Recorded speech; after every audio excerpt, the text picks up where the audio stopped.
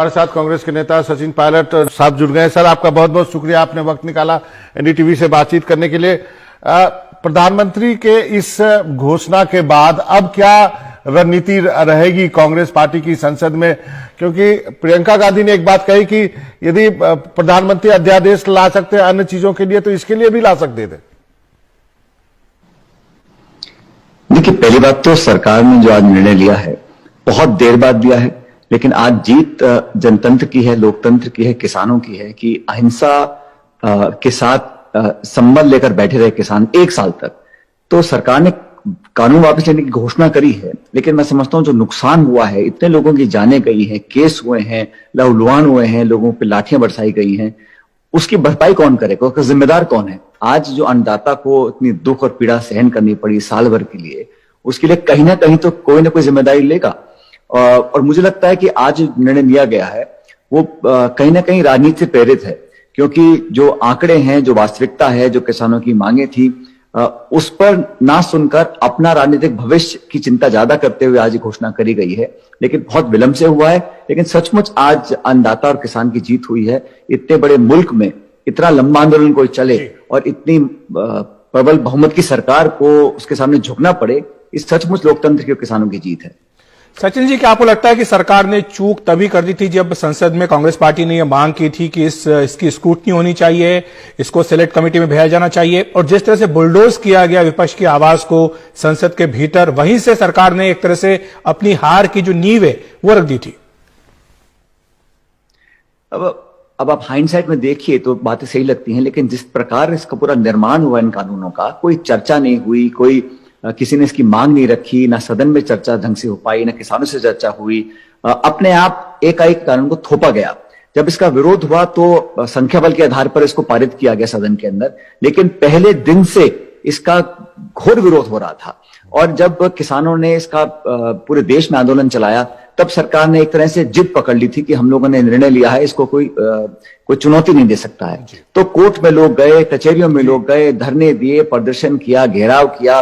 लोगों ने किसानों को आंदोलनजीवी बोला, उनको आतंकवादी बोला, उनको अलगाववादी बोला, उनको नक्सली बोला, क्या क्या नहीं बोला। तो आज जब हम देखते हैं पिछले 12 महीने का घटनाक्रम, तो बहुत दुख होता है कि जब सरकार को वापस लेना था तो इतना आक्रामक, इतना गुरूर, इतना घमंड काहे को दिखाया था। लखीमपुर में जो घटनाक्रम हुआ हम सब ने देखा है, कैसे कुचला गया किसानों को। मुझे लगता है कि किसानों का एक जो मांग थी, उसको मांगने के साथ साथ कहीं ना कहीं समझ गई सरकार की संख्या और बहुमत नाकाफी होता है लोगों के मन और लोगों की भावनाओं को रोंदने के लिए। इसलिए मुझे लगता है कि आज जो निर्णय लिया है, इसका सचमुच जिस प्रकार से आंदोलन चला, और मैं अपनी पार्टी की बात नहीं कर रहा हूं, मैं तो किसानों की, समूचे विपक्ष की और हर उस व्यक्ति की जो किसानों के साथ खड़ा रहा, लेकिन हमें विश्वास था कि अंततः जीत किसानों की होगी। जो संघर्ष कर रहे हैं उनको क्या क्या नहीं कहा गया, बड़ी संवेदनशीलता उन्होंने दिखाई।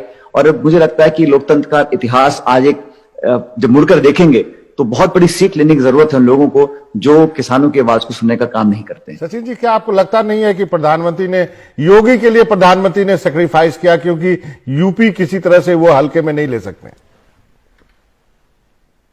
देखिए, चुनाव तो आते रहेंगे और चुनाव साल में कई बार आते हैं अनेक प्रदेशों के, लेकिन मुझे लगता है कहीं ना कहीं कोई दबाव आया होगा, क्योंकि लाख कोशिशें करी, घेराबंदी करी गई, कैसे बैरिकेड लगाए गए, कीलें गाड़ दी गई सड़कों के अंदर, और 600-700 किसानों की जान चली गई। लेकिन कहीं ना कहीं सरकार विवश हो गई। अंत में उनको लगा आगे कोई रास्ता नहीं है, तो जो नुकसान हुआ है उसकी भरपाई करने के लिए आज इसको वापस लेने का निर्णय लिया गया। लेकिन अभी जो किसानों की मांगे हैं पूरी हुई नहीं है, चाहे एमएसपी की बात हो, चाहे गारंटी की बात हो। जो केस लगे हैं उनको सालों तक कचहरी के चक्कर काटने पड़ेंगे उन किसानों को, अगर केस वापस नहीं लिए। तो कुछ और ऐसे बिंदु हैं जिस पर मैं समझता हूं प्रकाश डालने की जरूरत है। लेकिन जो निर्णय लिया है ये एक एक्सेप्टेंस है कि हम लोगों ने गलत किया था। अब इंटेंशंस क्या थी नहीं थी उसका फर्क नहीं पड़ता, परसेप्शन ये था कि सरकार किसान विरोधी है और कहीं ना कहीं चंद लोगों को लाभ पहुंचाने के लिए इन नियमों का, कानून का निर्माण किया गया। सचिन जी, आखिर में एक प्रश्न आपसे है कि अब आगे का रास्ता क्या है, क्योंकि आपकी पार्टी भी ये बात तो मानती होगी कि जो छोटे किसान हैं देश में, उनकी आर्थिक स्थिति ठीक नहीं है, उनके लिए कुछ ना कुछ किया जाना बहुत जरूरी है। किस तरह का रास्ता आगे का होना चाहिए? कांग्रेस पार्टी का अपना एक रोड मैप क्या है? देखिए, हमने कभी भी इस मूवमेंट को पॉलिटिकल नहीं बनने दिया, समर्थन हमने किया क्योंकि हमें लगा ये बिल्कुल सही मुद्दा है। जो भी किसान अब चाहेंगे, जैसे मैंने कहा, वापस लेना तो एक बात है, एक शुरुआत है। अब हमें आने वाले समय में क्या किसानों को हम कर सकते हैं उनकी भलाई के लिए, क्योंकि जब संघर्ष किया है तो बार बार किसान सड़कों पर आए, वो ठीक नहीं है। उनकी एमएसपी की मांग है, उनकी बहुत सारी ऐसी मांगे हैं जो सरकार पूरा कर सकती है। तो यही मौका है, हम सब लोग, तमाम विपक्ष, सब लोग बैठकर बात करेंगे। लेकिन मुझे लगता है कि एक शुरुआत हुई है और इसमें अब इसमें किसी को ये समझना नहीं चाहिए कि अब सब किसान एकदम से सब खुश हो जाएंगे। मुझे लगता है किसानी आज परेशान है। आज जो डीजल के दाम है, जो खाद की कमी है, डीएपी की कमी है, पूरे देश में किल्लत है, उसकी भरपाई करनी पड़ेगी। लेकिन उनका जो स्थायी समस्या का समाधान करने का सही मौका है, इसमें मुझे लगता है किसानों की आवाज गंभीरता से सुननी चाहिए। और अब जब केंद्र सरकार ने यू टर्न लिया है तो उसको पूरे रास्ते जाएं और किसानों को अंत तक जो मदद दे सकते हैं देने का काम करना चाहिए। जो भी किसान के पक्ष में निर्णय लिए जाएंगे उसके साथ कांग्रेस पार्टी खड़ी रहेगी। चलिए सचिन, आज इतना ही, लेकिन एक और इंटरव्यू करूंगा जिसमें राजस्थान के पॉलिटिक्स की भी चर्चा करेंगे। आज वो वक्त नहीं है, किसानों की बात करते हैं। आपका बहुत बहुत शुक्रिया, आपने वक्त निकाला हमसे बातचीत करने के लिए। वक्त है छोटे से ब्रेक का। बहुत बहुत शुक्रिया।